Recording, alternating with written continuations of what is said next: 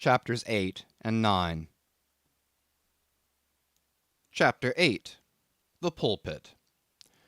I had not been seated very long ere a man of a certain venerable robustness entered.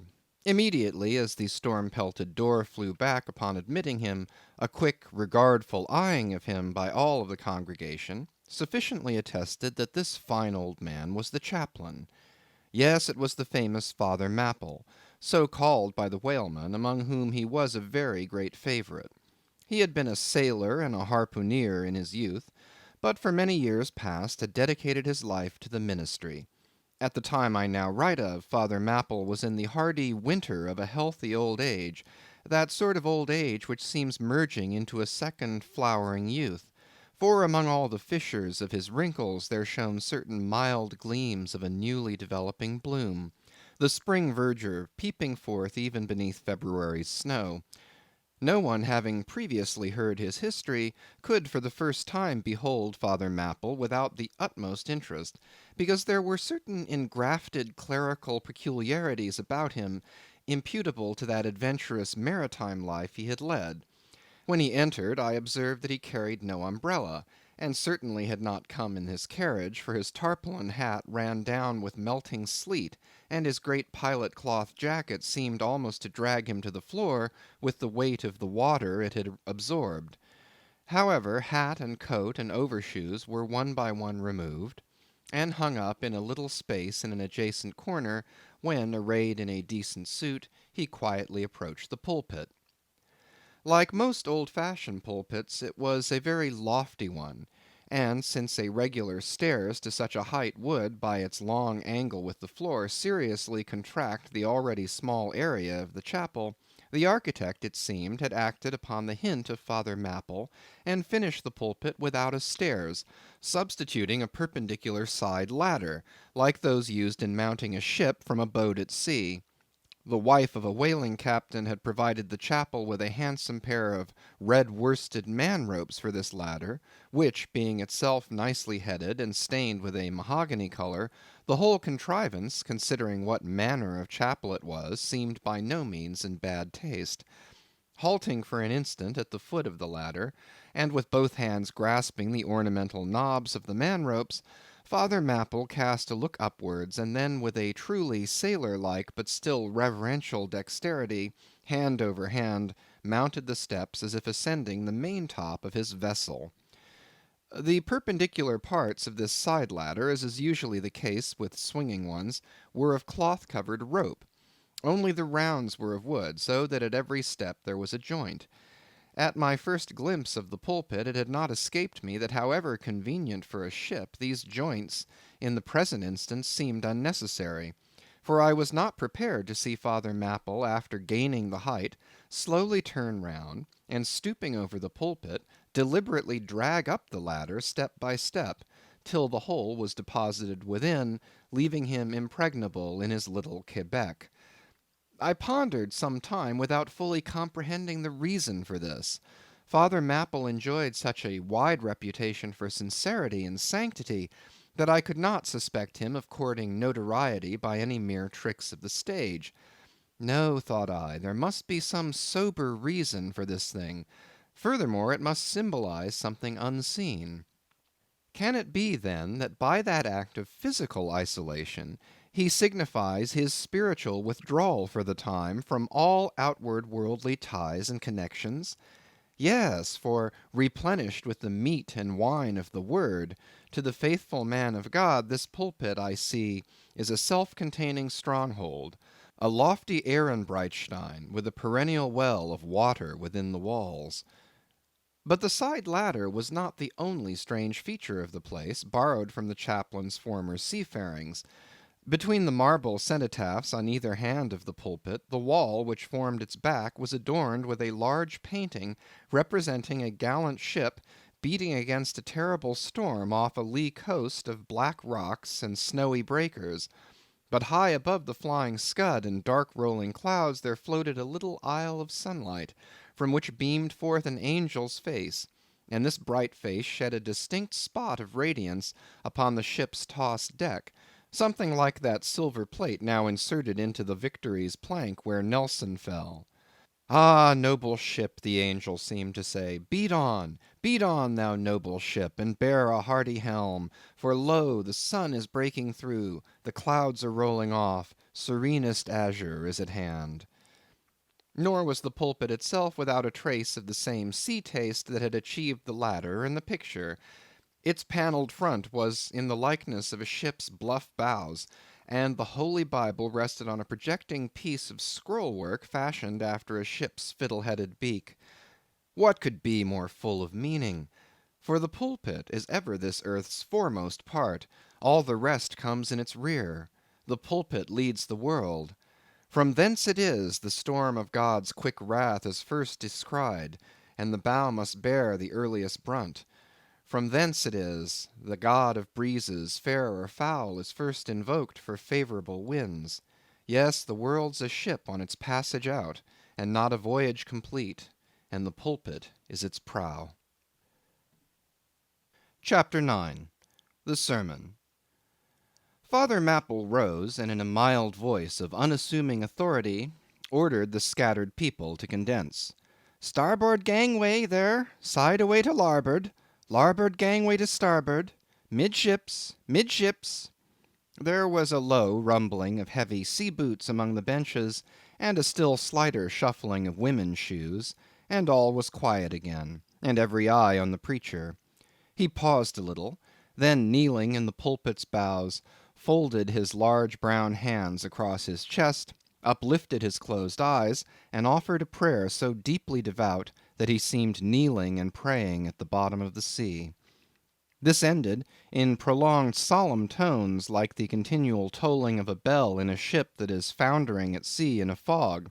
In such tones he commenced reading the following hymn, but changing his manner towards the concluding stanzas, burst forth with appealing exultation and joy.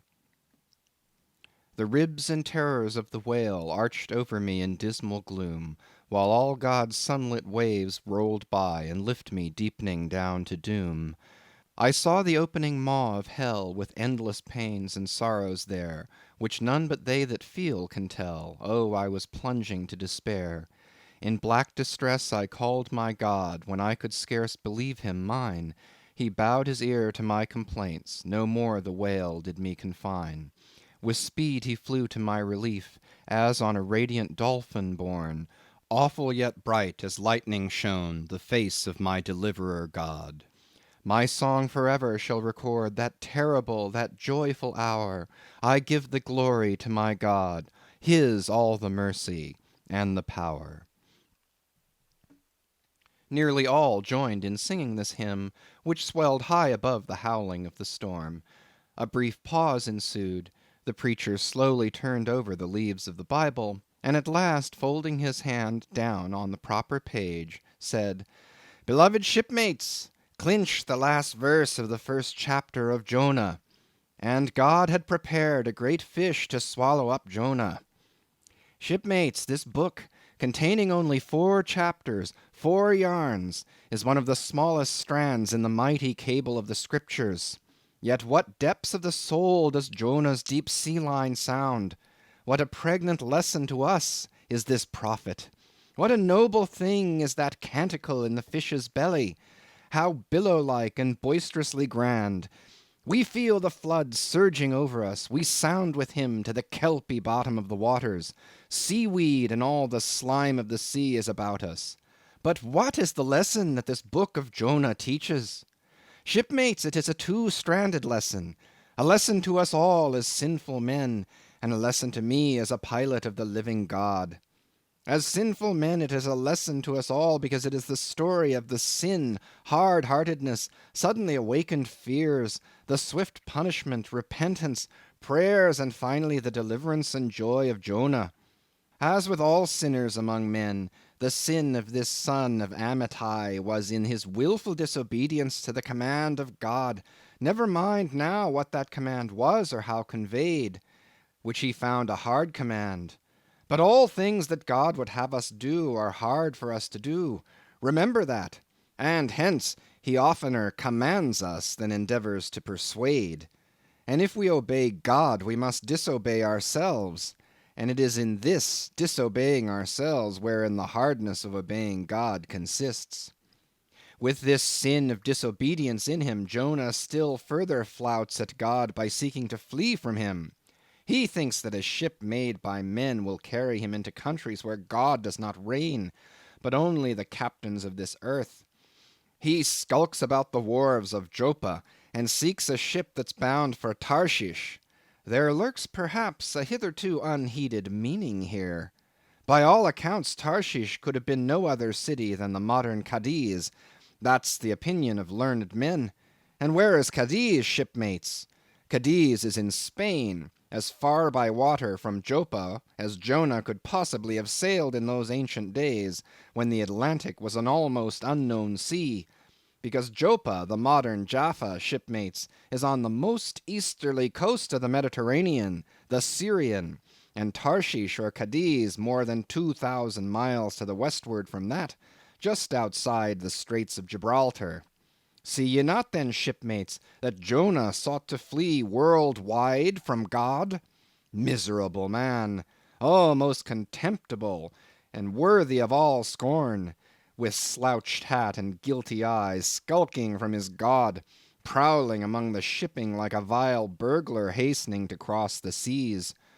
So disordered, self-condemning in his look, that had there been policemen in those days, Jonah, on the mere suspicion of something wrong, had been arrested ere he touched a deck. How plainly he's a fugitive! No baggage, not a hat-box, valise, or carpet-bag. No friends accompany him to the wharf with their adieus.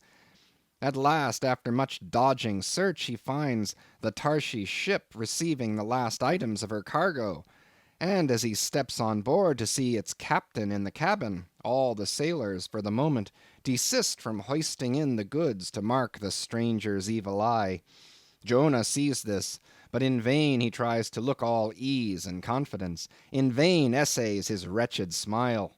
Strong intuitions of the men assure the mariners he can be no innocent. In their gamesome but still serious way, one whispers to the other, "Jack, he's robbed a widow," or "Joe, d'ye mark him, he's a bigamist," or "Harry, lad, I guess he's the adulterer that broke jail in old Gomorrah, or belike one of the missing murderers from Sodom." Another runs to read the bill that's stuck against the spile upon the wharf to which the ship is moored, offering 500 gold coins for the apprehension of a parricide, and containing a description of his person. He reads and looks from Jonah to the bill, while all his sympathetic shipmates now crowd round Jonah, prepared to lay their hands upon him. Frightened Jonah trembles, and summoning all his boldness to his face, only looks so much the more a coward. He will not confess himself suspected, but that itself is strong suspicion. So he makes the best of it, and when the sailors find him not to be the man that is advertised, they let him pass, and he descends into the cabin. "Who's there?" cries the captain at his busy desk, hurriedly making out his papers for the customs. "Who's there?" Oh, how that harmless question mangles Jonah. For the instant he almost turns to flee again, but he rallies. "I seek a passage in this ship to Tarshish. How soon sail ye, sir?" Thus far the busy captain had not looked up to Jonah, though the man now stands before him, but no sooner does he hear that hollow voice than he darts a scrutinizing glance. "We sail with the next coming tide," at last he slowly answered, still intently eyeing him. "No sooner, sir?" "Soon enough for any honest man that goes a passenger." Ha! Jonah, that's another stab. But he swiftly calls away the captain from the scent. "I'll sail with ye," he says. "The passage money, how much is that? I'll pay now." For it is particularly written, shipmates, as if it were a thing not to be overlooked in this history, that he paid the fare thereof ere the craft did sail. And taken with the context, this is full of meaning. Now Jonah's captain, shipmates, was one whose discernment detects crime in any, but whose cupidity exposes it only in the penniless. In this world, shipmates, sin that pays its way can travel freely, and without a passport, whereas virtue, if a pauper, is stopped at all frontiers. So Jonah's captain prepares to test the length of Jonah's purse, ere he judge him openly. He charges him thrice the usual sum, and it's assented to. Then the captain knows that Jonah is a fugitive, but at the same time resolves to help a flight that paves its rear with gold. Yet when Jonah fairly takes out his purse, prudent suspicion still molests the captain. He rings every coin to find a counterfeit. Not a forger, anyway, he mutters, and Jonah is put down for his passage. Point out my stateroom, sir, says Jonah now. I'm travel-weary. I need sleep. Thou look'st like it, says the captain. There's thy room. Jonah enters, and would lock the door, but the lock contains no key. Hearing him foolishly fumbling there, the captain laughs slowly to himself, and mutters something about the doors of convicts' cells being never allowed to be locked within. All dressed and dusty as he is, Jonah throws himself into his berth, and finds the little stateroom ceiling almost resting on his forehead. The air is close, and Jonah gasps. Then, in that contracted hole, sunk too beneath the ship's waterline, Jonah feels the heralding presentiment of that stifling hour when the whale shall hold him in the smallest of his bowels' wards. Screwed at its axis against the side, a swinging lamp slightly oscillates in Jonah's room, and the ship heeling over towards the wharf, with the weight of the last bales received, the lamp, flame and all, though in slight motion, still maintains a permanent obliquity with reference to the room, though in truth infallibly straight itself, it but made obvious the false lying levels among which it hung. The lamp alarms and frightens Jonah, as lying in his berth his tormented eyes roll round the place, and this thus far successful fugitive finds no refuge for his restless glance.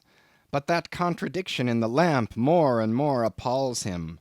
The floor, the ceiling, and the side are all awry.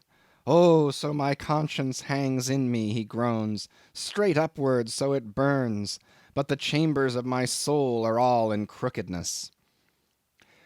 Like one who after a night of drunken revelry hies to his bed, still reeling, but with conscience yet pricking him, as the plungings of the Roman racehorse but so much more strike his steel tags into him, as one who in that miserable plight still turns and turns in giddy anguish, praying God for annihilation until the fit be past, and at last amid the whirl of woe he feels a deep stupor steals over him, as over the man who bleeds to death, for conscience is the wound, and there's naught to stanch it. So after sore wrestlings in his berth, Jonah's prodigy of ponderous misery drags him drowning down to sleep. And now the time of tide has come, the ship casts off her cables, and from the deserted wharf the uncheered ship for Tarshish, all careening, glides to sea. That ship, my friends, was the first of recorded smugglers. The contraband was Jonah. But the sea rebels. He will not bear the wicked burden. A dreadful storm comes on. The ship is like to break.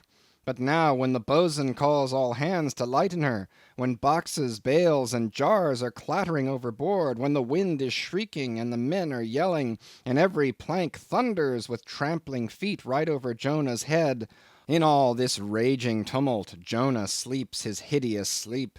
He sees no black sky and raging sea, feels not the reeling timbers, and little hears he or heeds he the far rush of the mighty whale, which even now with open mouth is cleaving the seas after him. Aye, shipmates, Jonah was gone down into the sides of the ship, a berth in the cabin as I have taken it, and was fast asleep. But the frightened master comes to him, and shrieks in his dead ear, "What meanest thou, O sleeper? Arise!" Startled from his lethargy by that direful cry, Jonah staggers to his feet, and stumbling to the deck, grasps a shroud to look out upon the sea. But at that moment he is sprung upon by a panther billow leaping over the bulwarks. Wave after wave thus leaps onto the ship, and finding no speedy vent, runs roaring fore and aft, till the mariners come nigh to drowning while yet afloat. And ever as the white moon shows her affrighted face from the steep gullies in the blackness overhead, aghast Jonah sees the rearing bowsprit pointing high upward, but soon beat downward again towards the tormented deep. Terrors upon terrors run shouting through his soul. In all his cringing attitudes, the god fugitive is now too plainly known. The sailors mark him. More and more certain grow their suspicions of him, and at last, fully to test the truth, by referring the whole matter to high heaven, they fall to casting lots, to see for whose cause this great tempest was upon him. The lot is Jonah's. That discovered, then how furiously they mob him with their questions. What is thine occupation? Whence comest thou? Thy country? What people? But mark now, shipmates, the behavior of poor Jonah. The eager mariners but ask him who he is and where from, whereas they not only receive an answer to those questions, but likewise another answer to a question not put by them, but the unsolicited answer is forced from Jonah by the hard hand of God that is upon him. I am a Hebrew, he cries, and then, I fear the Lord God of heaven who hath made the sea and the dry land. Fear him, O Jonah. Aye, well mightst thou fear the Lord God. Then, straightway he now goes on to make a full confession, whereupon the mariners became more and more appalled, but still are pitiful.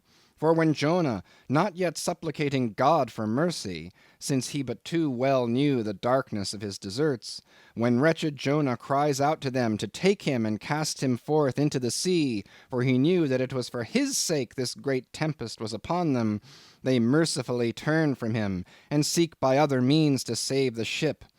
But all in vain. The indignant gale howls louder, and then, with one hand raised invokingly to God, with the other they not unreluctantly lay hold of Jonah. And now behold Jonah taken up as an anchor and dropped into the sea, when instantly an oily calmness floats out from the east, and the sea is still as Jonah carries down the gale with him, leaving smooth water behind. He goes down in a whirling heart of such a masterless commotion that he scarce heeds the moment when he drops seething into the yawning jaws awaiting him. And the whale shoots too all his ivory teeth, like so many white bolts upon his prison. Then Jonah prayed unto the Lord out of the fish's belly. But observe his prayer, and learn a weighty lesson. For sinful as he is, Jonah does not weep and wail for direct deliverance.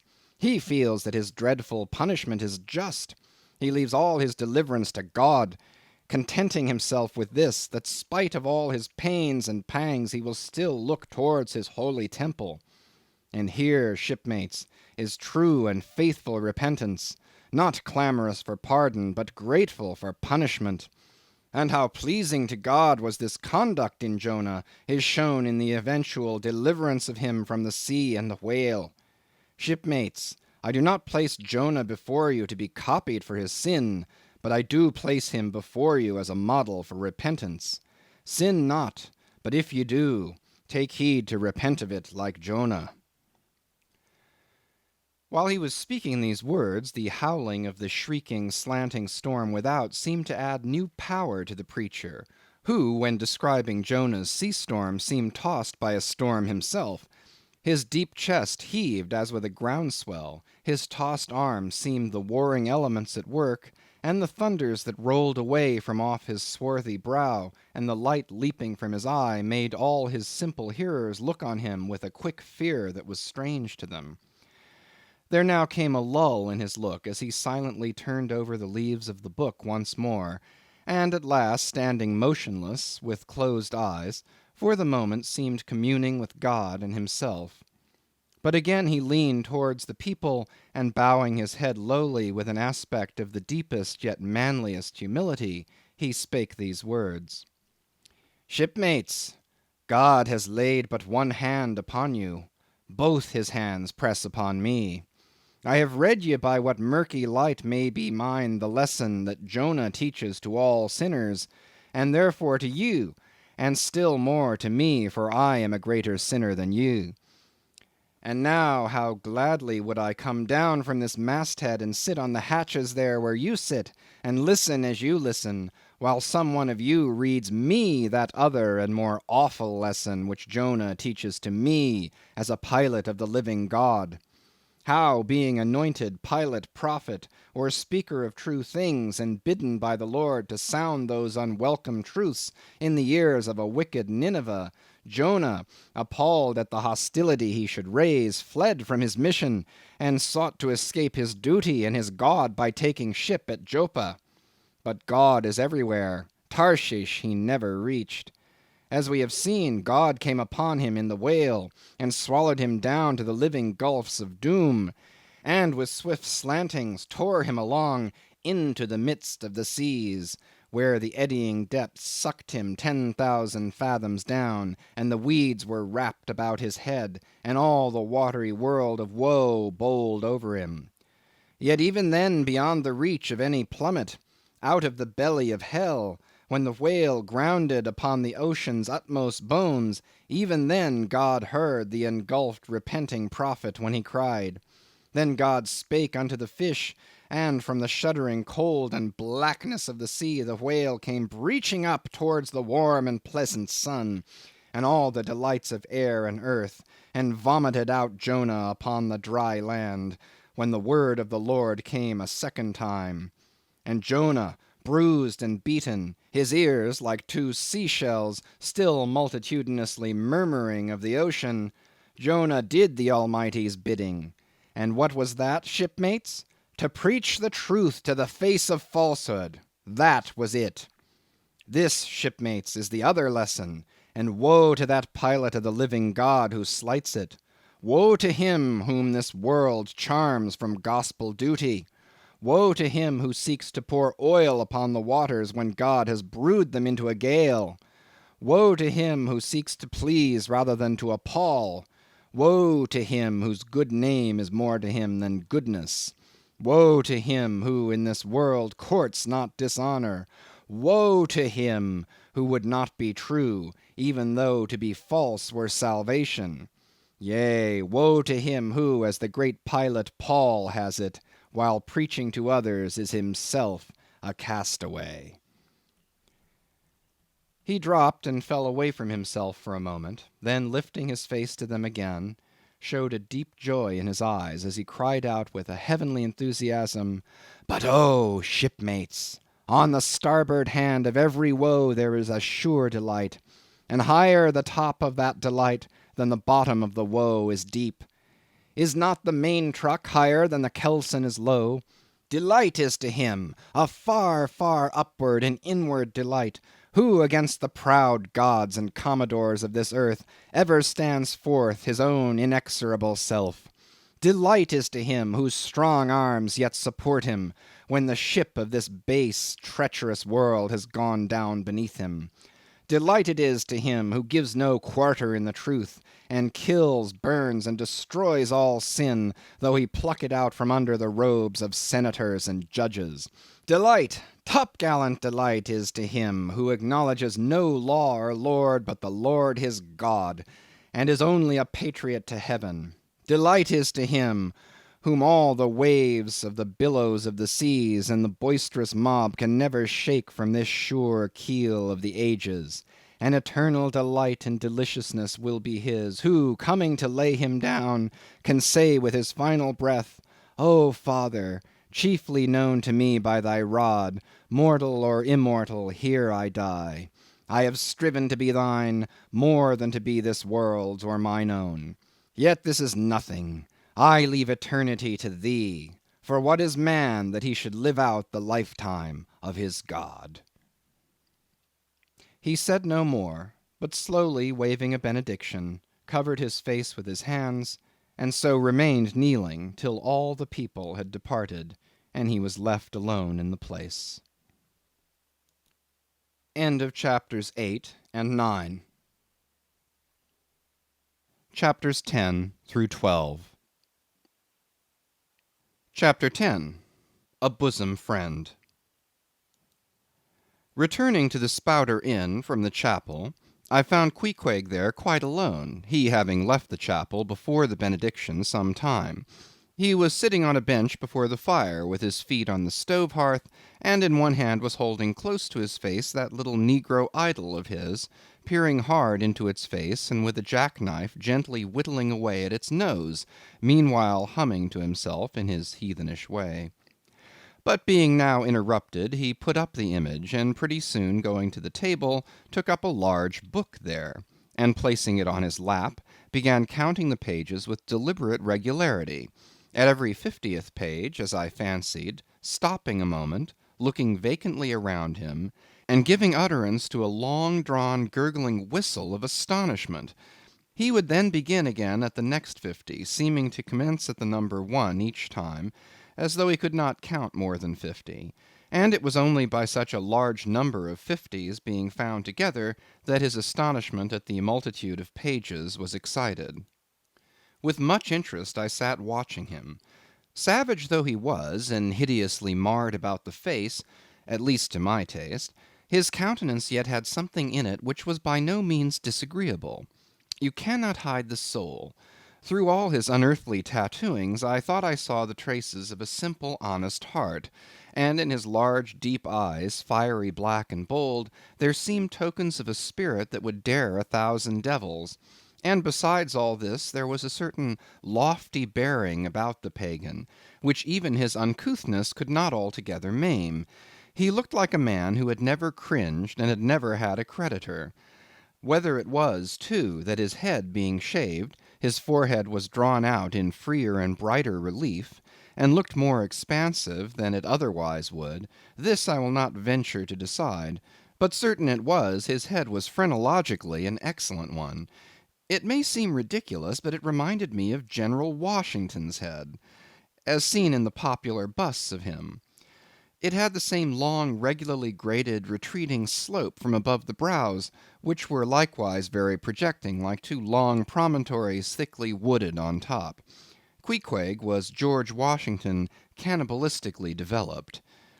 Whilst I was thus closely scanning him, half pretending meanwhile to be looking out at the storm from the casement, he never heeded my presence, never troubled himself with so much as a single glance, but appeared wholly occupied with counting the pages of the marvellous book. Considering how sociably we had been sleeping together the night previous, and especially considering the affectionate arm I had found thrown over me waking in the morning, I thought this indifference of his very strange. But savages are strange beings. At times you do not know exactly how to take them. At first they are overawing; their calm self-collectedness of simplicity seems a Socratic wisdom. I had noticed also that Queequeg never consorted at all, or but very little, with the other seamen in the inn. He made no advances whatever, appeared to have no desire to enlarge the circle of his acquaintances. All this struck me as mighty singular, yet upon second thoughts there was something almost sublime in it. Here was a man some 20,000 miles from home, by way of Cape Horn that is, which was the only way he could get there, thrown among people as strange to him as though he were in the planet Jupiter; and yet he seemed entirely at his ease, preserving the utmost serenity, content with his own companionship, always equal to himself. Surely this was a touch of fine philosophy, though no doubt he had never heard there was such a thing as that. But perhaps, to be true philosophers, we mortals should not be conscious of so living or so striving. So soon as I hear that such and such a man gives himself out for a philosopher, I conclude that, like the dyspeptic old woman, he must have broken his digester. As I sat there in that now lonely room, the fire burning low in that mild stage when, after its first intensity has warmed the air, it then only glows to be looked at, the evening shades and phantoms gathering round the casements, and peering in upon us silent solitary twain, the storm booming without in solemn swells, I began to be sensible of strange feelings. I felt a melting in me. No more my splintered heart and maddened hand were turned against the wolfish world. This soothing savage had redeemed it.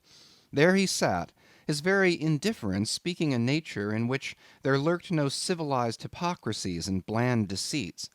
Wild he was, a very sight of sights to see, yet I began to feel myself mysteriously drawn towards him, And those same things that would have repelled most others, they were the very magnets that thus drew me. I'll try a pagan friend, thought I, since Christian kindness has proved but hollow courtesy. I drew my bench near him, and made some friendly signs and hints, doing my best to talk with him meanwhile. At first he little noticed these advances, but presently, upon my referring to his last night's hospitalities, he made out to ask me whether we were again to be bedfellows. I told him yes, whereat I thought he looked pleased, perhaps a little complimented.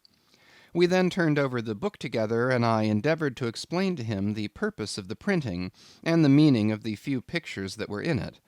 Thus I soon engaged his interest, and from that we went to jabbering the best we could about the various outer sights to be seen in this famous town. Soon I proposed a social smoke, and producing his pouch and tomahawk, he quietly offered me a puff. And then we sat exchanging puffs from that wild pipe of his, and keeping it regularly passing between us. If there yet lurked any ice of indifference toward me in the pagan's breast, this pleasant, genial smoke we had soon thawed it out, and left us cronies. He seemed to take to me quite as naturally and unbiddenly as I to him, and when our smoke was over, he pressed his forehead against mine, clasped me round the waist, and said that henceforth we were married, meaning, in his country's phrase, that we were bosom friends. He would gladly die for me, if the need should be. In a countryman, this sudden flame of friendship would have seemed far too premature, a thing to be much distrusted; but in this simple savage those old rules would not apply. After supper and another social chat and smoke, we went to our room together. He made me a present of his embalmed head, took out his enormous tobacco wallet, and groping under the tobacco, drew out some $30 in silver. Then spreading them on the table, and mechanically dividing them into two equal portions, pushed one of them toward me, and said it was mine. I was going to remonstrate, but he silenced me by pouring them into my trousers pockets. I let them stay. He then went about his evening prayers, took out his idol, and removed the paper fireboard. By certain signs and symptoms, I thought he seemed anxious for me to join him; but well knowing what was to follow, I deliberated a moment whether, in case he invited me, I would comply or otherwise. I was a good Christian, born and bred in the bosom of the infallible Presbyterian Church. How then could I unite with this wild idolater in worshipping his piece of wood? But what is worship, thought I? Do you suppose now, Ishmael, that the magnanimous God of heaven and earth, pagans and all included, can possibly be jealous of an insignificant bit of black wood? Impossible. But what is worship? To do the will of God, that is worship. And what is the will of God? To do to my fellow man what I would have my fellow man do to me, that is the will of God. Now Queequeg is my fellow man, and what do I wish that this Queequeg would do to me? Why, unite with me in my particular Presbyterian form of worship. Consequently, I must then unite with him in his. Ergo, I must turn idolater. So I kindled the shavings, helped prop up the innocent little idol, offered him burnt biscuit with Queequeg, salaamed before him twice or thrice, kissed his nose, and that done, we undressed and went to bed, at peace with our own consciences and all the world. But we did not go to sleep without some little chat. How it is I know not, but there is no place like a bed for confidential disclosures between friends. Man and wife, they say, there open the very bottom of their souls to each other, and some old couples often lie and chat over old times till nearly morning. Thus, then, in our heart's honeymoon, lay I and Queequeg, a cozy, loving pair. Chapter 11. Nightgown. We had lain thus in bed, chatting and napping at short intervals, and Queequeg now and then affectionately throwing his brown tattooed legs over mine, and then drawing them back, so entirely sociable and free and easy were we, when at last, by reason of our confabulations, what little nappishness remained in us altogether departed, and we felt like getting up again, though daybreak was yet some way down the future. Yes, we became very wakeful, so much so that our recumbent position began to grow wearisome, and by little and little we found ourselves sitting up, the clothes well tucked around us, leaning against the headboard with our four knees drawn up close together and our two noses bending over them, as if our knee pans were warming pans. We felt very nice and snug, the more so since it was so chilly out of doors. Indeed, out of bedclothes too, seeing that there was no fire in the room. The more so, I say, because truly to enjoy bodily warmth, some small part of you must be cold, for there is no quality in this world that is not what it is merely by contrast. Nothing exists in itself. If you flatter yourself that you are all over comfortable, and have been so for a long time, then you cannot be said to be comfortable any more. But if, like Queequeg and me in the bed, the tip of your nose or the crown of your head be slightly chilled, why then indeed in the general consciousness you feel most delightfully and unmistakably warm. For this reason a sleeping apartment should never be furnished with a fire, which is one of the luxurious discomforts of the rich. For the height of this sort of deliciousness is to have nothing but the blanket between you and your snugness and the cold of the outer air. Then there you lie like the one warm spark in the heart of an Arctic crystal. We had been sitting in this crouching manner for some time, when all at once I thought I would open my eyes. For when between sheets, whether by day or by night, and whether asleep or awake, I have a way of always keeping my eyes shut, in order the more to concentrate on the snugness of being in bed. Because no man can ever feel his own identity aright except his eyes be closed, as if darkness were indeed the proper element of our essences, though light be more congenial to our clayey part. Upon opening my eyes then, and coming out of my own pleasant and self-created darkness into the imposed and coarse outer gloom of the unilluminated 12 o'clock at night, I experienced a disagreeable revulsion. Nor did I at all object to the hint from Queequeg that perhaps it were best to strike a light, seeing that we were so wide awake; and besides he felt a strong desire to have a few quiet puffs from his tomahawk. Be it said that though I had felt such a strong repugnance to his smoking in the bed the night before, yet see how elastic our stiff prejudices grow when love comes once to bend them. For now I like nothing better than to have Queequeg smoking by me, even in bed, because he seemed to be full of such serene household joy then. I no more felt unduly concerned for the landlord's policy of insurance. I was only alive to the condensed, confidential comfortableness of sharing a pipe and a blanket with a real friend. With our shaggy jackets drawn about our shoulders, we now passed the tomahawk from one to the other, till slowly there grew over us a blue hanging tester of smoke, illuminated by the flame of the new lit lamp. Whether it was that this undulating tester rolled the savage away to far distant scenes, I know not. But he now spoke of his native island, and eager to hear his history, I begged him to go on and tell it. He gladly complied. Though at the time I but ill comprehended not a few of his words, yet subsequent disclosures, when I had become more familiar with his broken phraseology, now enable me to present the whole story, such as it may prove, in the mere skeleton I give. Chapter 12. Biographical. Queequeg was a native of Kokavoko, an island far away to the west and south. It is not down in any map. True places never are. When a new-hatched savage, running wild about his native woodlands in a grass clout, followed by the nibbling goats as if he were a green sapling, even then in Queequeg's ambitious soul lurked a strong desire to see something more of Christendom than a specimen whaler or two. His father was a high chief, a king; his uncle a high priest; and on the maternal side he boasted aunts who were the wives of unconquerable warriors. There was excellent blood in his veins, royal stuff, though sadly vitiated, I fear, by the cannibal propensity he nourished in his untutored youth. A Sag Harbor ship visited his father's bay, and Queequeg sought a passage to the Christian lands. But the ship, having her full complement of seamen, spurned his suit, and not all the king his father's influence could prevail. But Queequeg vowed a vow. Alone in his canoe he paddled off to a distant strait, which he knew the ship must pass through when she quitted the island. On one side was a coral reef, on the other a low tongue of land, covered with mangrove thickets that grew out into the water.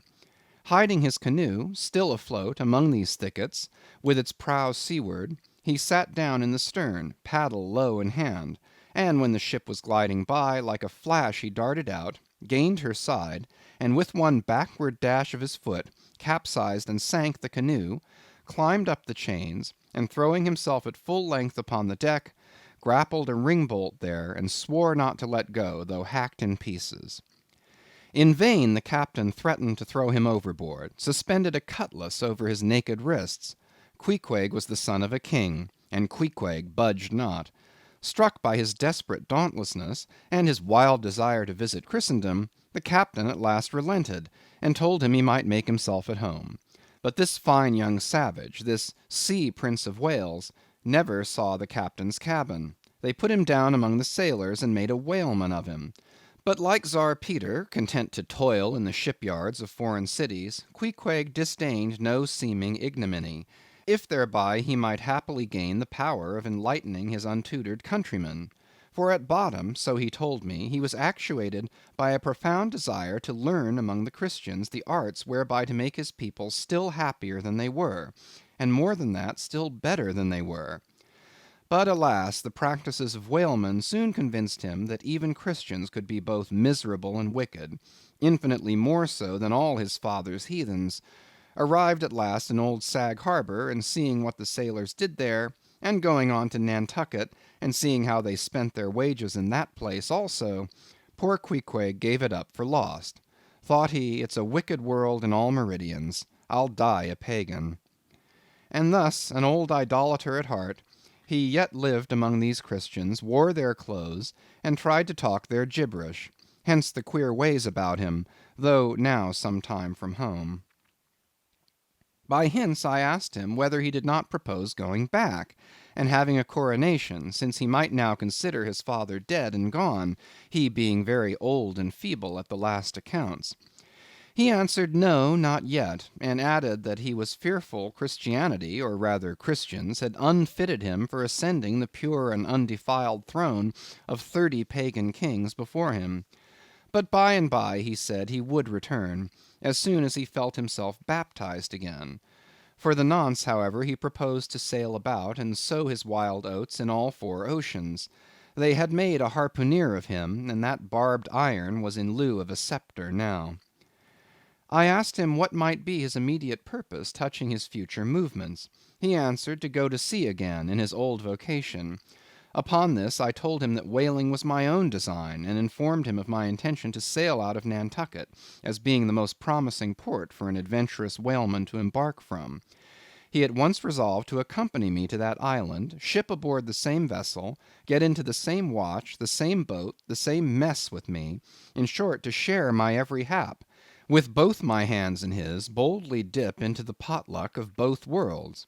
To all this I joyously assented, for besides the affection I now felt for Queequeg, he was an experienced harpooneer, and as such could not fail to be of great usefulness to one who, like me, was wholly ignorant of the mysteries of whaling, though well acquainted with the sea, as known to merchant seamen.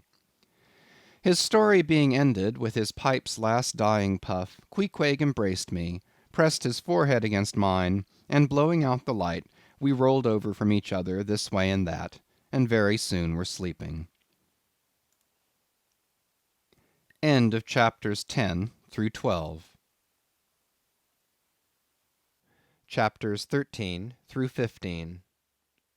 Chapter 13. Wheelbarrow.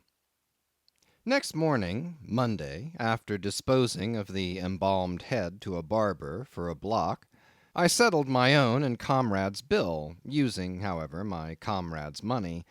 The grinning landlord, as well as the boarders, seemed amazingly tickled at the sudden friendship which had sprung up between me and Queequeg, especially as Peter Coffin's cock and bull stories about him had previously so much alarmed me concerning the very person whom I now companied with. We borrowed a wheelbarrow, and embarking our things, including my own poor carpet-bag and Queequeg's canvas sack and hammock, away went down to the Moss, a little Nantucket packet schooner moored at the wharf. As we were going along, the people stared, not at Queequeg so much, for they were used to seeing cannibals like him in their streets, but at seeing him and me on such confidential terms. But we heeded them not, going along wheeling the barrow by turns, and Queequeg now and then stopping to adjust the sheath on his harpoon barbs. I asked him why he carried such a troublesome thing with him ashore, and whether all whaling ships did not find their own harpoons.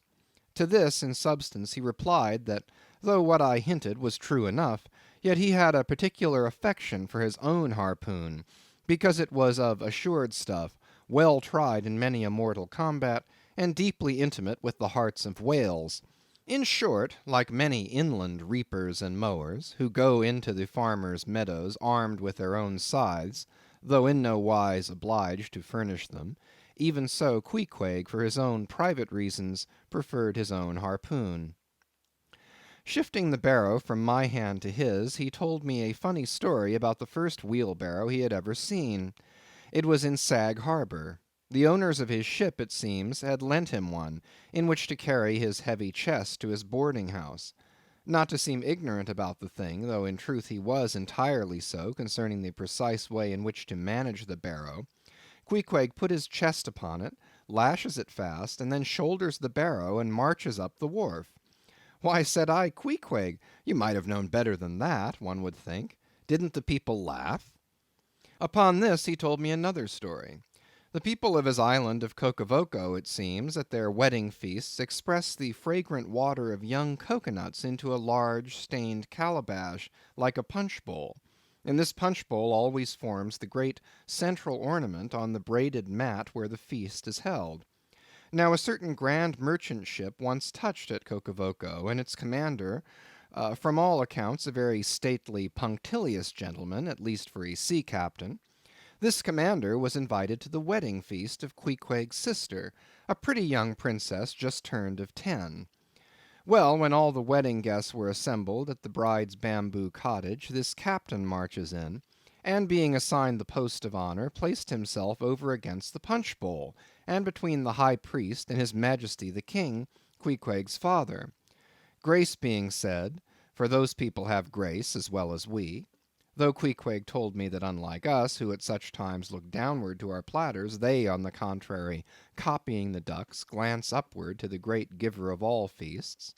Grace, I say, being said, the high priest opens the banquet by the immemorial ceremony of the island, that is, dipping his consecrated and consecrating fingers into the bowl before the blessed beverage circulates. Seeing himself placed next to the priest, and noting the ceremony, and thinking himself, being captain of a ship, as having plain precedence over a mere island king, especially in the king's own house, the captain coolly proceeds to wash his hands in the punch bowl, taking it, I suppose, for a huge finger glass. "Now," said Queequeg, "what do you think now? Didn't our people laugh?" At last, passage paid and luggage safe, we stood on board the schooner.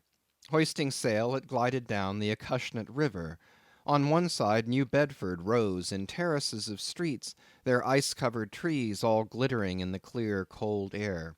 Huge hills and mountains of casks on casks were piled upon her wharves, and side by side the world-wandering whale ships lay silent and safely moored at last, while from others came a sound of carpenters and coopers, with blended noises of fires and forges to melt the pitch, all betokening that new cruises were on the start, that one most perilous and long voyage ended only begins a second, and a second ended only begins a third, and so on, forever and for aye.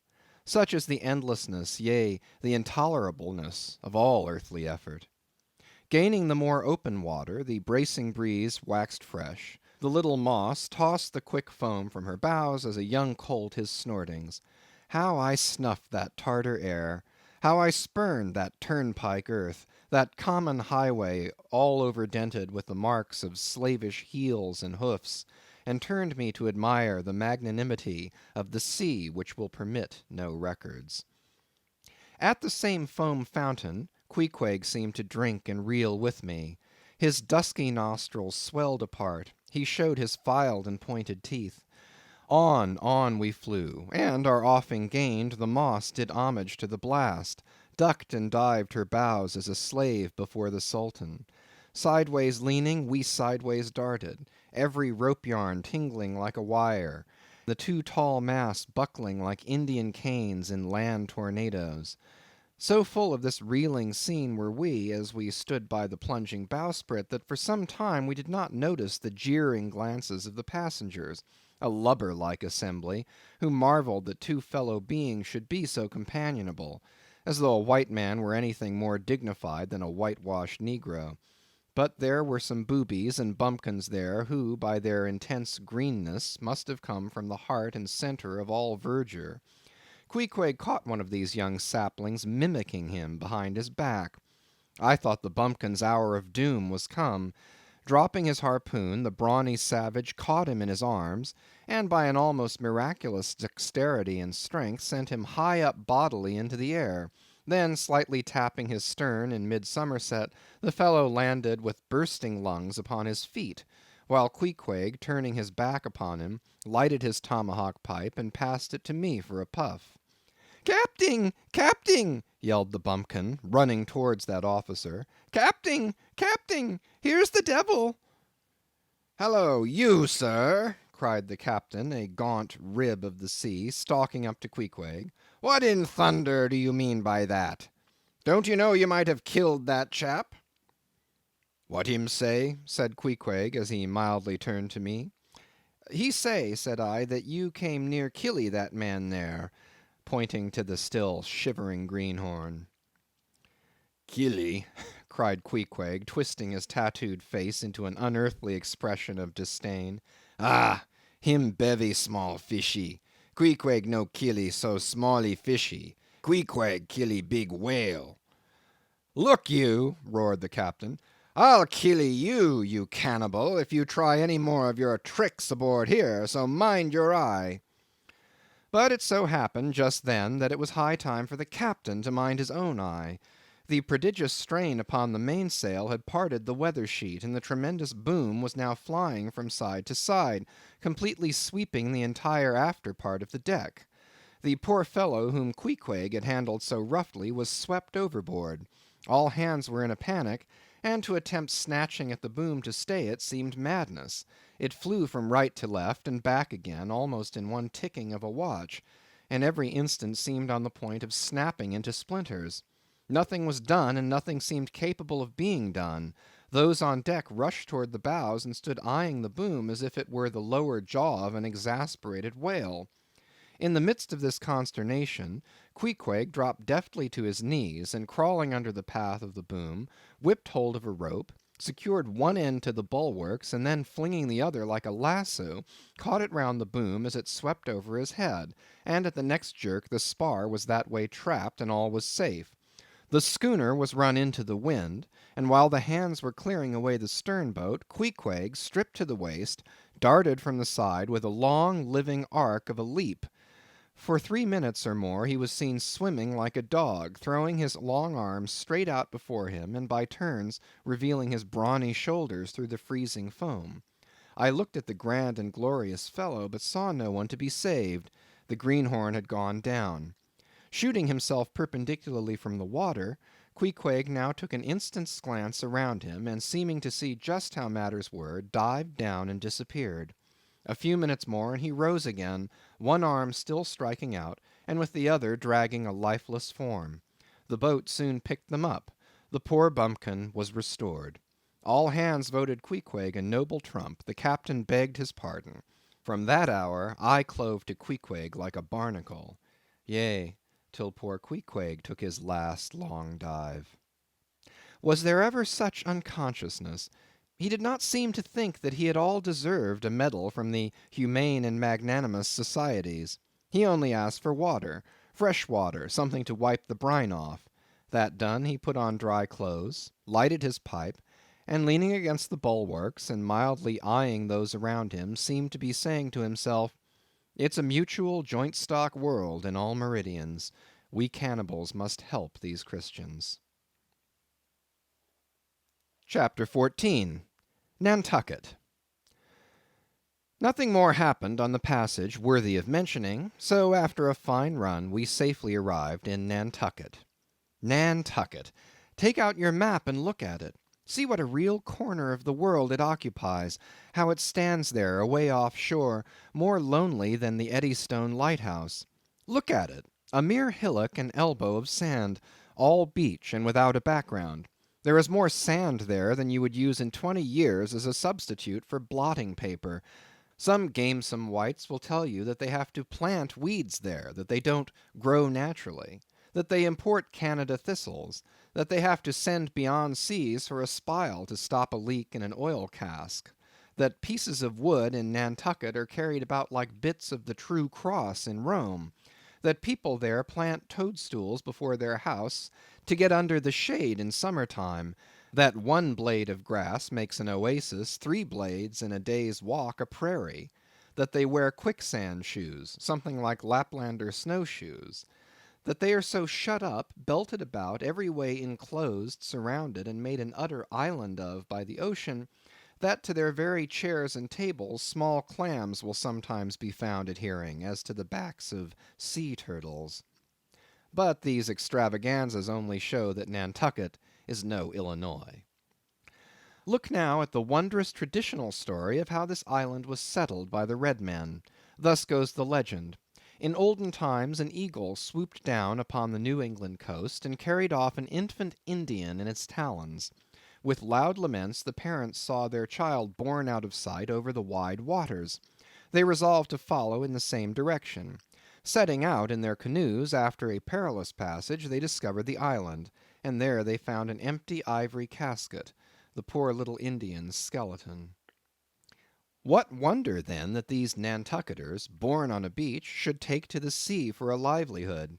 They first caught crabs and quahogs in the sand; grown bolder, they waded out with nets for mackerel; more experienced, they pushed off in boats and captured cod; and at last, launching a navy of great ships on the sea, explored this watery world, put an incessant belt of circumnavigations round it, peeped in at Behring's Straits, and in all seasons and all oceans declared everlasting war with the mightiest animated mass that has survived the flood, most monstrous and most mountainous, that Himalayan salt sea mastodon, clothed with such portentousness of unconscious power that his very panics are more to be dreaded than his most fearless and malicious assaults.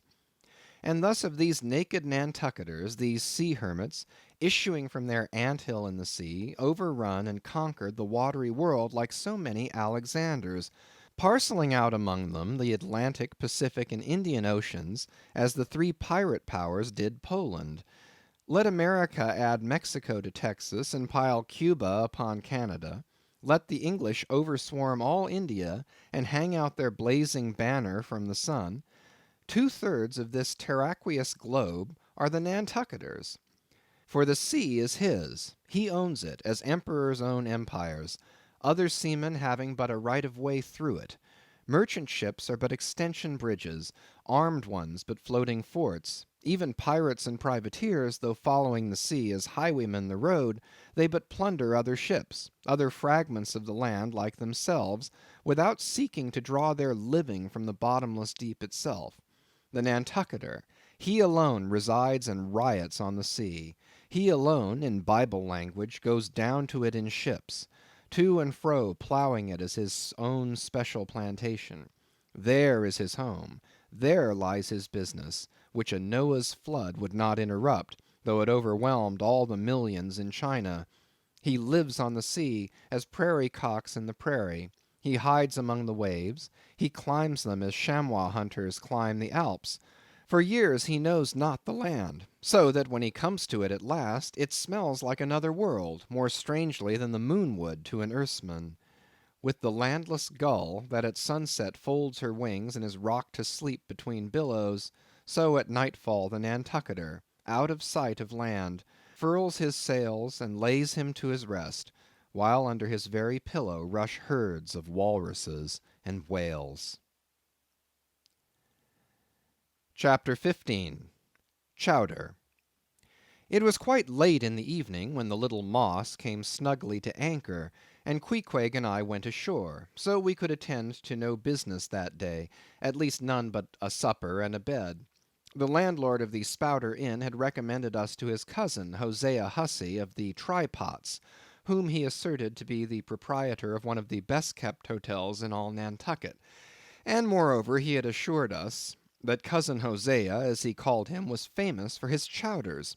In short, he plainly hinted that we could not possibly do better than try pot luck at the Try Pots.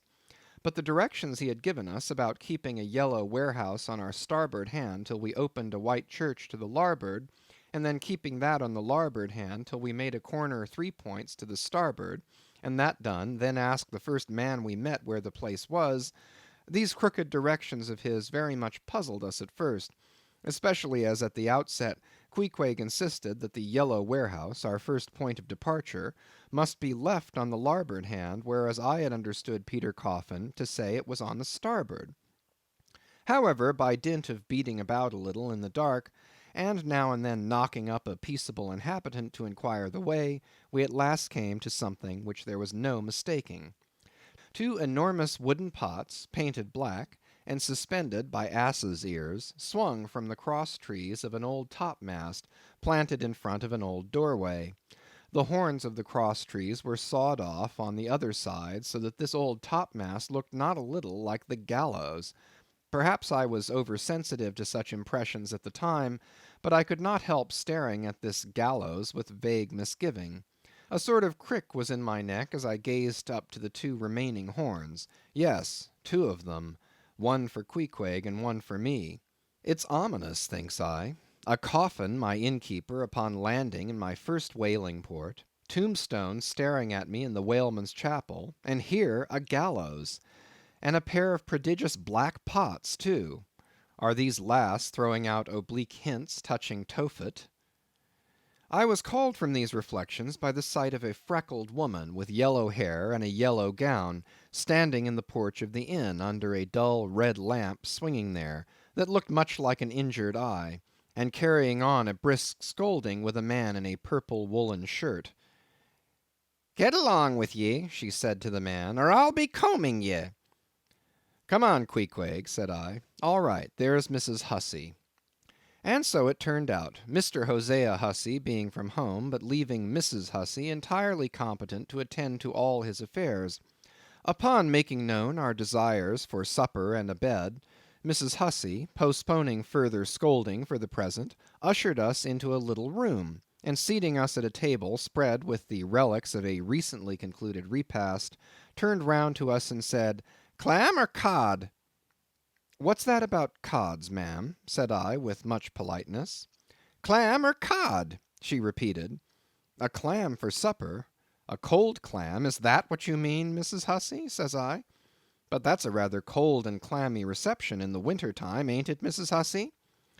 But being in a great hurry to resume scolding the man in the purple shirt, who was waiting for it in the entry, and seeming to hear nothing but the word clam, Mrs. Hussey hurried towards an open door leading to the kitchen, and bawling out, "Clam for two," disappeared. "Queequeg," said I, "do you think that we can make out a supper for us both on one clam?" However, a warm and savory steam from the kitchen served to belie the apparently cheerless prospect before us. But when that smoking chowder came in, the mystery was delightfully explained.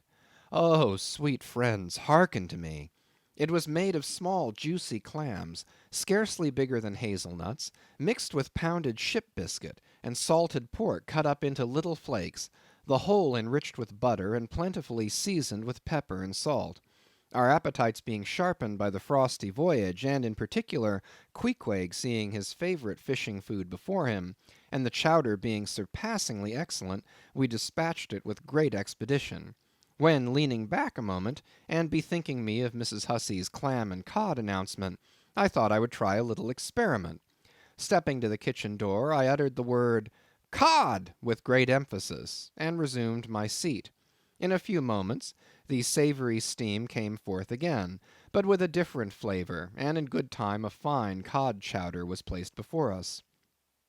We resumed business, and while plying our spoons in the bowl, thinks I to myself, I wonder now if this here has any effect on the head.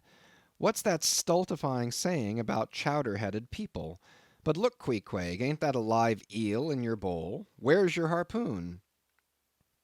Fishiest of all fishy places was the Try Pots, which well deserved its name, for the pots there were always boiling chowders. Chowder for breakfast, and chowder for dinner, and chowder for supper, till you began to look for fish bones coming through your clothes.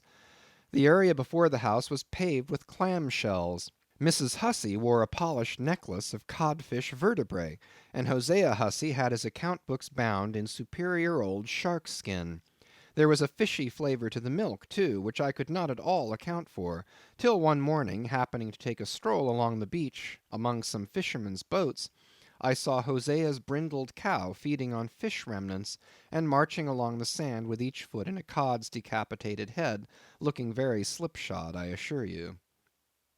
Supper concluded, we received a lamp, and directions from Mrs. Hussey concerning the nearest way to bed. But as Queequeg was about to precede me up the stairs, the lady reached forth her arm, and demanded his harpoon. She allowed no harpoon in her chambers. Why not? said I. Every true whaleman sleeps with his harpoon. But why not? Because it's dangerous, says she. Ever since young Stiggs, coming from that unfortunate v'yage of his, when he was gone 4 years and a half, with only 3 barrels of ile, was found dead in my first floor back with his harpoon in his side. Ever since then I allow no boarders to take sich dangerous weepons in their rooms at night. So, Mr. Queequeg, for she had learned his name, I will just take this here iron and keep it for you till morning. But the chowder, clam or cod tomorrow for breakfast, men? Both, says I, and let's have a couple of smoked herring by way of variety. End of chapters 13 through 15.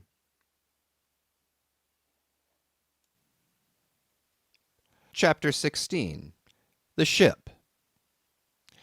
In bed we concocted our plans for the morrow, but to my surprise and no small concern, Queequeg now gave me to understand that he had been diligently consulting Yojo, the name of his black little god, and Yojo had told him 2 or 3 times over, and strongly insisted upon it every way, that instead of our going together among the whaling fleet in the harbor, and in concert selecting our craft, instead of this, I say, Yojo earnestly enjoined that the selection of the ship should rest wholly with me, inasmuch as Yojo proposed befriending us, and, in order to do so, had already pitched upon a vessel, which, if left to myself, I, Ishmael, should infallibly light upon, for all the world as though it had turned out by chance, and in that vessel I must immediately ship myself, for the present irrespective of Queequeg. I have forgotten to mention that in many things Queequeg placed great confidence in the excellence of Yojo's judgment and surprising forecast of things, and cherished Yojo with considerable esteem, as a rather good sort of god, who perhaps meant well enough upon the whole, but in all cases did not succeed in his benevolent designs. Now this plan of Queequeg's, or rather Yojo's, touching the selection of our craft, I did not like that plan at all. I had not a little relied upon Queequeg's sagacity to point out the whaler best fitted to carry us and our fortunes securely. But as all my remonstrances produced no effect upon Queequeg, I was obliged to acquiesce, and accordingly prepared to set about this business with a determined rushing sort of energy and vigor, that should quickly settle that trifling little affair. Next morning, early, leaving Queequeg shut up with Yojo in our little bedroom, for it seemed that it was some sort of Lent or Ramadan or day of fasting, humiliation, and prayer with Queequeg and Yojo that day. How it was I never could find out, for though I applied myself to it several times, I never could master his liturgies and 39 articles. Leaving Queequeg, then, fasting on his tomahawk pipe, and Yojo warming himself at his sacrificial fire of shavings, I sallied out among the shipping. After much prolonged sauntering and many random inquiries, I learnt that there were 3 ships up for 3 years' voyages, the Devil Dam, the Tit-Bit, and the Pequod. Devil Dam I do not know the origin of. Tit-Bit is obvious. Pequod, you will no doubt remember, was the name of a celebrated tribe of Massachusetts Indians, now extinct as the ancient Medes. I peered in pride about the Devil Dam, From her hopped over to the Tit-Bit, and finally going on board the Pequod, looked around her for a moment, and then decided that this was the very ship for us. You may have seen many a quaint craft in your day, for aught I know, square-toed luggers, mountainous Japanese junks, butter-box galliots, and what not; but take my word for it, you never saw such a rare old craft as this same rare old Pequod. She was a ship of the old school, rather small if anything, with an old-fashioned claw-footed look about her. Long seasoned and weather-stained in typhoons and calms of all four oceans, her old hull's complexion was darkened like a French grenadier's, who has alike fought in Egypt and Siberia. Her venerable bows looked bearded. Her masts, cut somewhere on the coasts of Japan, where her original ones were lost overboard in a gale, her masts stood stiffly up like the spines of the three old kings of Cologne. Her ancient decks were worn and wrinkled like the pilgrim-worshipped flagstone in Canterbury Cathedral where Becket bled.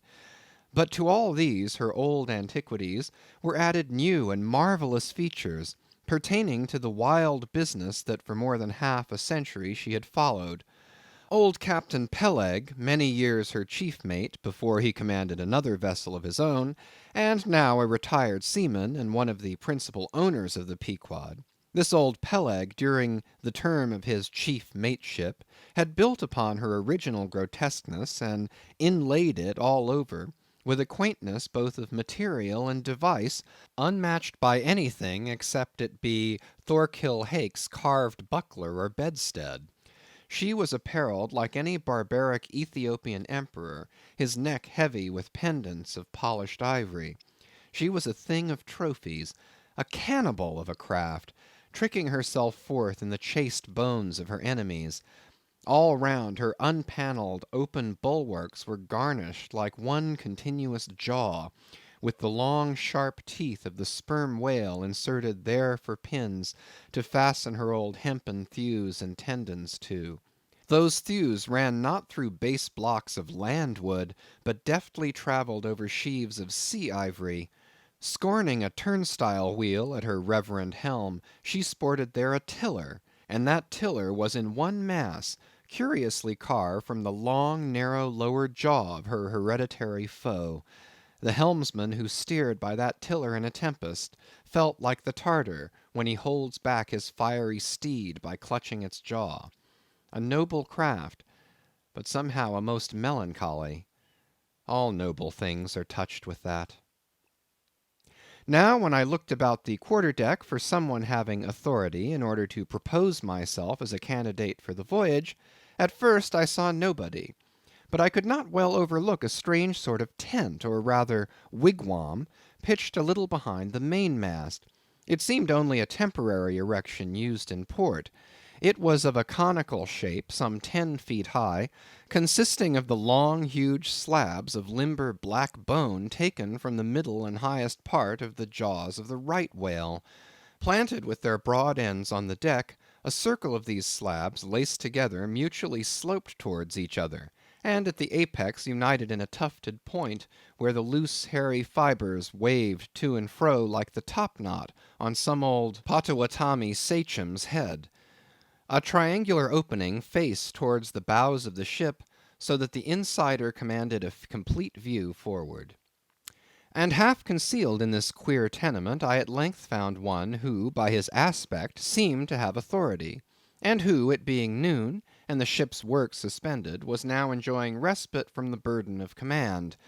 He was seated on an old-fashioned oaken chair, wriggling all over with curious carving, and the bottom of which was formed of a stout interlacing of the same elastic stuff of which the wigwam was constructed.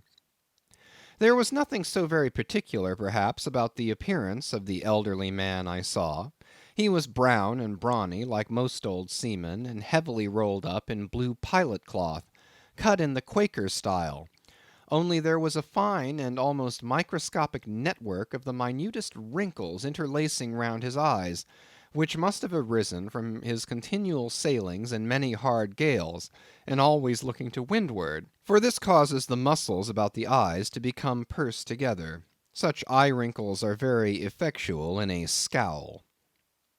"Is this the captain of the Pequod?" said I, advancing to the door of the tent. "Supposing it be the captain of the Pequod, what dost thou want of him?" he demanded. "I was thinking of shipping." "Thou wast thou? I see thou art no Nantucketer. Ever been in a stove boat?" "No, sir, I never have." "Dost know nothing at all about whaling, I dare say, eh?" "Nothing, sir, but I have no doubt I soon shall learn. I've been several voyages in the merchant service, and I think that—" "Merchant service be damned! Talk not that lingo to me. Dost see that leg? I'll take that leg away from thy stern if ever thou talkest of the marchant service to me again. Marchant service, indeed!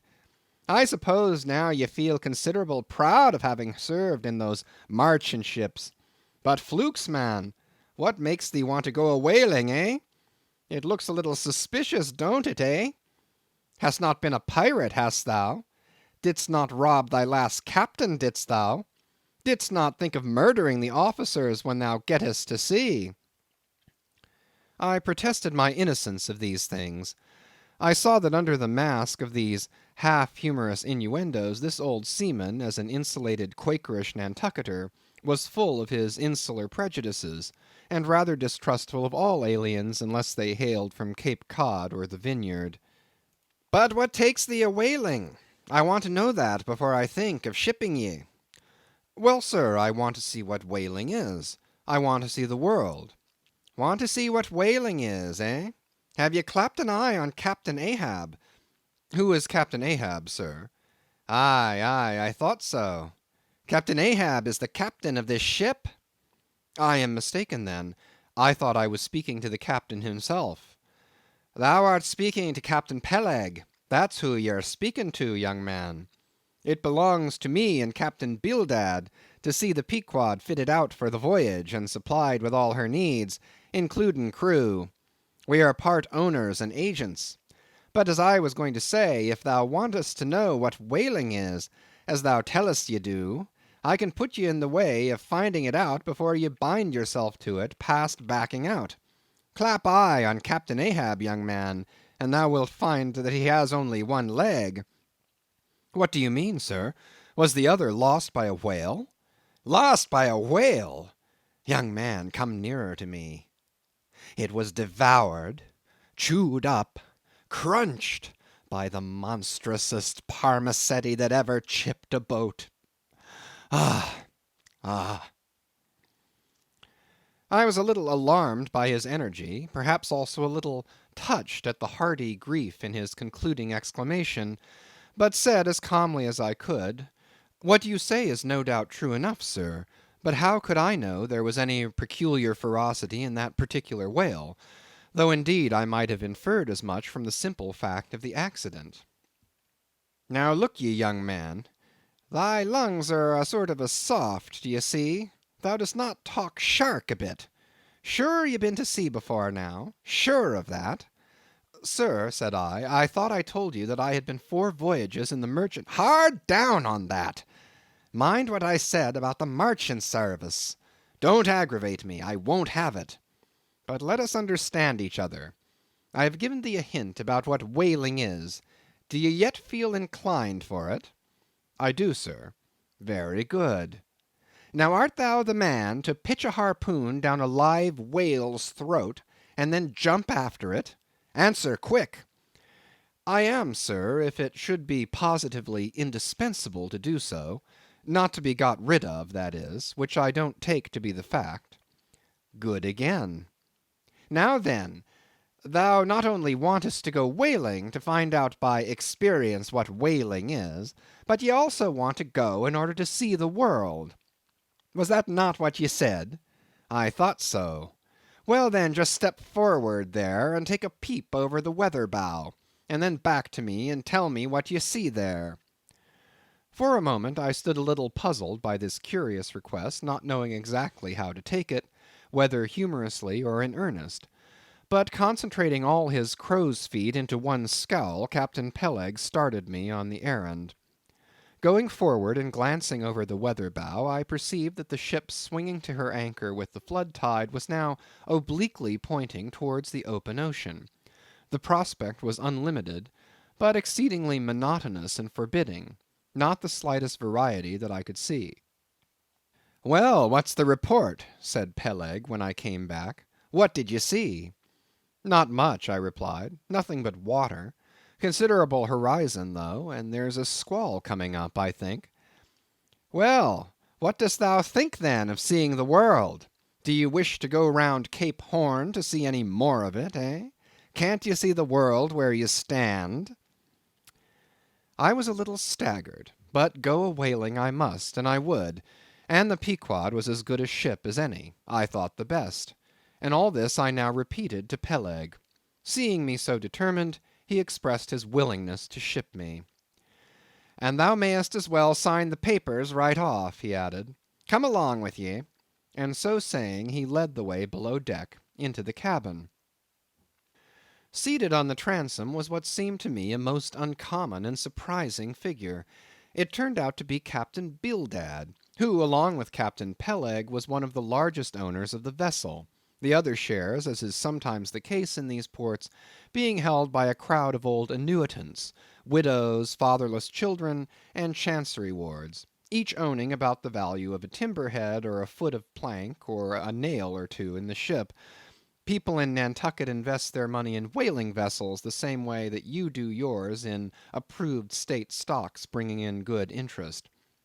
Now Bildad, like Peleg, and indeed many other Nantucketers, was a Quaker, the island having been originally settled by that sect; and to this day its inhabitants in general retain in an uncommon measure the peculiarities of the Quaker, only variously and anomalously modified by things altogether alien and heterogeneous. For some of these same Quakers are the most sanguinary of all sailors and whale hunters. They are fighting Quakers. They are Quakers with a vengeance.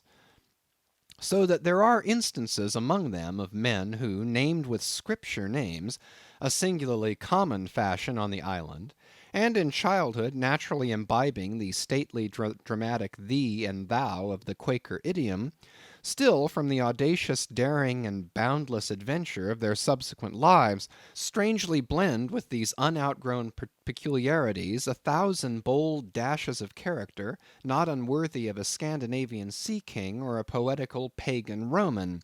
And when these things unite in a man of greatly superior natural force, with a globular brain and a ponderous heart, who has also by the stillness and seclusion of many long night watches in the remotest waters, and beneath constellations never seen here at the North, been led to think untraditionally and independently, receiving all nature's sweet or savage impressions fresh from her own virgin, voluntary, and confiding breast, and thereby chiefly, but with some help from accidental advantages, to learn a bold and nervous lofty language, that man makes one in a whole nation's census, a mighty pageant creature formed for noble tragedies. Nor will it at all detract from him, dramatically regarded, if either by birth or other circumstances he have what seems a half wilful overruling morbidness at the bottom of his nature. For all men tragically great are made so through a certain morbidness. Be sure of this, O young ambition, all mortal greatness is but disease. But as yet we have not to do with such a one, but with quite another, and still a man who, if indeed peculiar, it only results again from another phase of the Quaker modified by individual circumstances. Like Captain Peleg, Captain Bildad was a well-to-do, retired whaleman.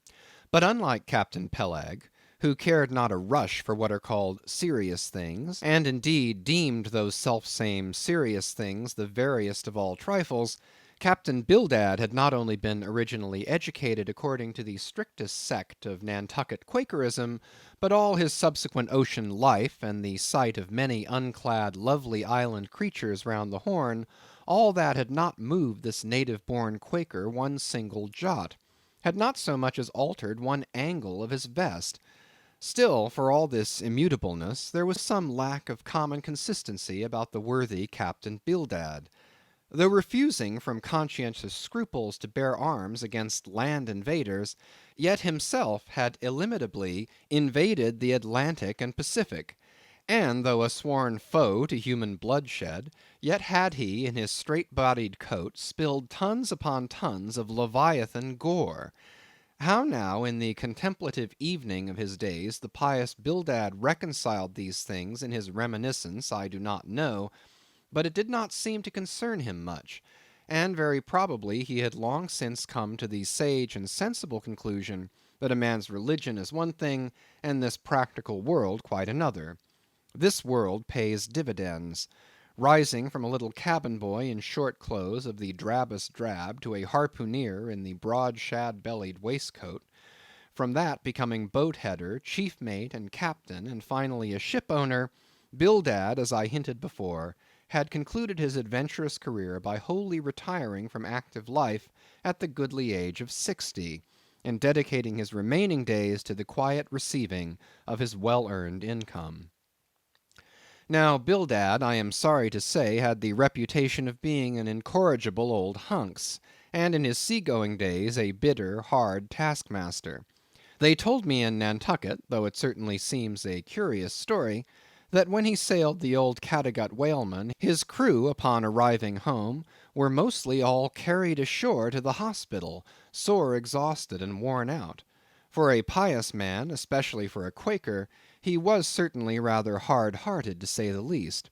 He never used to swear, though, at his men, they said; but somehow he got an inordinate quantity of cruel, unmitigated hard work out of them. When Bildad was a chief mate, to have his drab-colored eye intently looking at you made you feel completely nervous, till you could clutch something, a hammer or a marling-spike, and go to work like mad at something or other, never mind what.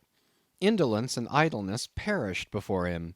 His own person was the exact embodiment of his utilitarian character. On his long, gaunt body he carried no spare flesh, no superfluous beard, his chin having a soft, economical nap to it, like the worn nap of his broad-brimmed hat. Such, then, was the person that I saw seated on the transom when I followed Captain Peleg down into the cabin. The space between the decks was small, and there bolt upright sat old Bildad, who always sat so, and never leaned, and this to save his coat tails.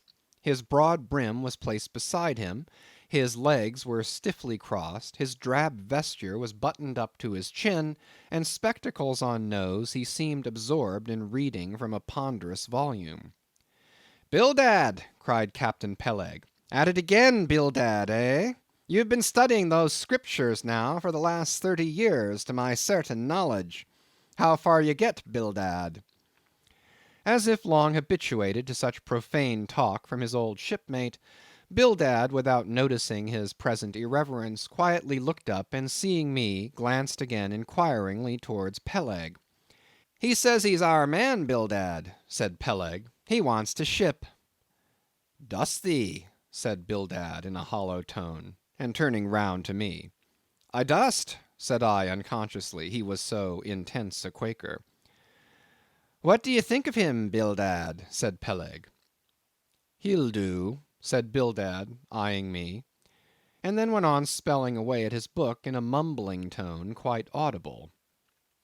I thought him the queerest old Quaker I ever saw, especially as Peleg, his friend and old shipmate, seemed such a blusterer. But I said nothing, only looking round me sharply. Peleg now threw open a chest, and drawing forth the ship's articles, placed pen and ink before him, and seated himself at a little table. I began to think it was high time to settle with myself at what terms I would be willing to engage for the voyage. I was already aware that in the whaling business they paid no wages, but all hands, including the captain, received certain shares of the profit, called lays, and that these lays were proportioned to the degree of importance pertaining to the respective duties of the ship's company. I was also aware that being a green hand at whaling, my own lay could not be very large, but considering that I was used to the sea, could steer a ship, splice a rope, and all that, I made no doubt that from all I had heard I should be offered at least the 275th lay, that is, the 275th part of the clear net proceeds of the voyage, whatever that might eventually amount to. And though the 275th lay was what they call a rather long lay, yet it was better than nothing, and if we had a lucky voyage, might pretty nearly pay for the clothing I would wear out on it, not to speak of my 3 years' beef and board, for which I would not have to pay 1 stiver. It might be thought that this was a very poor way to accumulate a princely fortune, and so it was, a very poor way indeed. But I am one of those that never take on about princely fortunes, and am quite content if the world is ready to board and lodge me, while I am putting up at this grim sign of the thundercloud. Upon the whole, I thought that the 275th lay would be about the fair thing, but I would not have been surprised if I had been offered the 200th, considering I was of a broad-shouldered make. But one thing, nevertheless, that made me a little distrustful about receiving a generous share of the profits was this. Ashore I had heard something of both Captain Peleg and his unaccountable old crony Bildad, how that they being the principal proprietors of the Pequod, therefore the other and more inconsiderable scattered owners left nearly the whole management of the ship's affairs to these two, and I did not know but what the stingy old Bildad might have a mighty deal to say about shipping hands, especially as I now found him on board the Pequod, quite at home there in the cabin, and reading his Bible as if at his own fireside. Now, while Peleg was vainly trying to mend a pen with his jackknife, old Bildad, to my no small surprise, considering that he was such an interested party in these proceedings, Bildad never heeded us, but went on mumbling to himself out of his book, "Lay not up for yourselves treasures upon earth, where moth—" "Well, Captain Bildad," interrupted Peleg, "what do ye say? What lay shall we give this young man?" "Thou knowest best," was the sepulchral reply. "The 777th wouldn't be too much, would it? Where moth and rust do corrupt, but lay—" Lay, indeed, thought I, and such a lay! The 777th! Well, old Bildad, you are determined that I, for one, shall not lay up many lays here below, where moth and rust do corrupt. It was an exceedingly long lay, that indeed, and though from the magnitude of the figure it might at first deceive the landsman, yet the slightest consideration will show that though 777 is a pretty large number, yet when you come to make a tenth of it, you will see, as I say, that the 777th part of a farthing is a good deal less than 777 gold doubloons, and so thought I at the time. "I blast your eyes, Bildad," cried Peleg, "thou dost not want to swindle this young man; he must have more than that." 777th, again said Bildad, without lifting his eyes, and then went on mumbling, "For where your treasure is, there will your heart be also." "I am going to put him down for the 300th," said Peleg. "Do ye hear that, Bildad? The 300th lay, I say." Bildad laid down his book, and turning solemnly towards him, said, "Captain Peleg, thou hast a generous heart, but thou must consider the duty thou owest to the other owners of this ship, widows and orphans, many of them, and that if we too abundantly reward the labors of this young man, we may be taking bread from those widows and those orphans. The 777th lay, Captain Peleg." "Thou Bildad!" roared Peleg, starting up and clattering about the cabin. "Blast ye, Captain Bildad, if I had followed thy advice in these matters, I would afore now had a conscience to lug about that would be heavy enough to founder the largest ship that ever sailed round Cape Horn." "Captain Peleg," said Bildad steadily, "thy conscience may be drawing 10 inches of water or 10 fathoms, I can't tell. But as thou art still an impenitent man, Captain Peleg, I greatly fear lest thy conscience be but a leaky one, and will in the end sink thee foundering down to the fiery pit, Captain Peleg." "Fiery pit! Fiery pit! Ye insult me, man; past all natural bearing ye insult me. It's an all-fired outrage to tell any human creature that he's bound to hell. Flukes and flames, Bildad, say that again to me, and start my soul bolts, I'll swallow a live goat with all his hair and horns on. Out of the cabin, ye canting, drab-coloured son of a wooden gun! A straight wake with ye!" As he thundered out this, he made a rush at Bildad, but with a marvellous oblique sliding celerity, Bildad for that time eluded him. Alarmed at this terrible outburst between the two principal and responsible owners of the ship, and feeling half a mind to give up all idea of sailing in a vessel so questionably owned and temporarily commanded, I stepped aside from the door to give egress to Bildad, who, I made no doubt, was all eagerness to vanish before the awakened wrath of Peleg. But to my astonishment he sat down again on the transom very quietly, and seemed to have not the slightest intention of withdrawing. He seemed quite used to the impenitent Peleg and his ways. As for Peleg, after letting off his rage as he had, there seemed no more left in him, and he too sat down like a lamb, though he twitched a little as if still nervously agitated. "Whew!" he whistled at last. "The squall's gone off to leeward, I think. Bildad, thou used to be good at sharpening a lance. Mend that pen, will ye? My jackknife here needs the grindstone. That's he, thank ye, Bildad. Now then, my young man, Ishmael's thy name, didn't you say? Well then, down you go here, Ishmael, for the 300th lay." "Captain Peleg," said I have a friend with me who wants to ship too. Shall I bring him down to-morrow?" "To be sure," said Peleg. "Fetch him along and we'll look at him."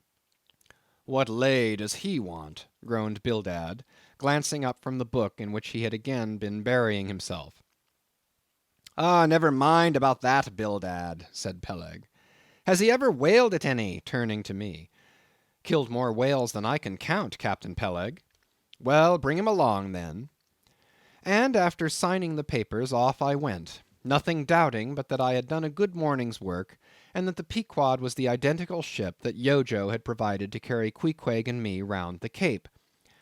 But I had not proceeded far when I began to bethink me that the captain with whom I was to sail yet remained unseen by me, though indeed in many cases a whale ship will be completely fitted out, and receive all her crew on board ere the captain makes himself visible by arriving to take command; for sometimes these voyages are so prolonged, and the shore intervals at home so exceedingly brief, that if the captain have a family, or any absorbing concernment of that sort, he does not trouble himself much about his ship in port, but leaves her to the owners till all is ready for sea. However, it is always as well to have a look at him before irrevocably committing yourself into his hands. Turning back, I accosted Captain Peleg, inquiring where Captain Ahab was to be found. "And what dost thou want of Captain Ahab?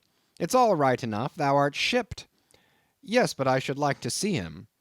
"But I don't think you wilt be able to at present. I don't know exactly what's the matter with him, but he keeps close inside the house, a sort of sick, and yet he don't look so. In fact, he ain't sick, but no, he isn't well either. Anyhow, young man, he won't always see me, so I don't suppose he will thee. He's a queer man, Captain Ahab, so some think, but a good one. Oh, thou'lt like him well enough, no fear, no fear.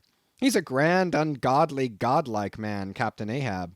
Doesn't speak much, but when he does speak, then you may well listen. Mark ye, be forewarned. Ahab's above the common. Ahab's been in colleges, as well as mongst the cannibals, been used to deeper wonders than the waves, fixed his fiery lance in mightier, stranger foes than whales. His lance, aye, the keenest and the surest that out of all our isle. Oh, he ain't Captain Bildad, no, and he ain't Captain Peleg, he's Ahab, boy. And Ahab of old, thou knowest, was a crowned king. And a very vile one. When that wicked king was slain, the dogs, did they not lick his blood? "Come hither to me, hither, hither," said Peleg, with a significance in his eye that almost startled me. "Look ye, lad, never say that on board the Pequod. Never say it anywhere. Captain Ahab did not name himself. 'Twas a foolish, ignorant whim of his crazy, widowed mother, who died when he was only 12 months old. And yet the old squaw, Tistig, at Gayhead, said that the name would somehow prove prophetic. And perhaps other fools like her may tell thee the same. I wish to warn thee, it's a lie. I know Captain Ahab well. I've sailed with him as mate years ago. I know what he is, a good man, not a pious good man like Bildad, but a swearing good man, something like me, only there's a good deal more of him. Aye, aye, I know that he was never very jolly, and I know that on the passage home he was a little out of his mind for a spell, but it was the sharp shooting pains in his bleeding stump that brought that about, as any one might see. I know too that ever since he lost his leg last voyage by that accursed whale he's been a kind of moody, desperate moody, and savage sometimes, but that will all pass off.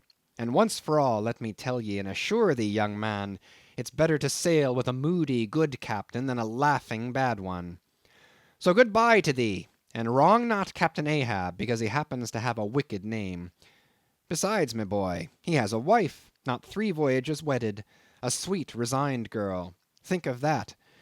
And by that sweet girl that old man has a child. Hold ye then, can there be any utter, hopeless harm in Ahab? No, no, my lad. Stricken, blasted if he be, Ahab has his humanities. As I walked away, I was full of thoughtfulness. What had been incidentally revealed to me of Captain Ahab filled me with a certain wild vagueness of painfulness concerning him, and somehow at the time I felt a sympathy and a sorrow for him, but for I don't know what, unless it was the cruel loss of his leg. And yet I also felt a strange awe of him, but that sort of awe which I cannot at all describe, was not exactly awe. I do not know what it was, but I felt it, and it did not disincline me towards him, though I felt impatience at what seemed like mystery in him, so imperfectly as he was known to me then. However, my thoughts were at length carried in other directions, so that for the present dark Ahab slipped my mind. End of chapter 16.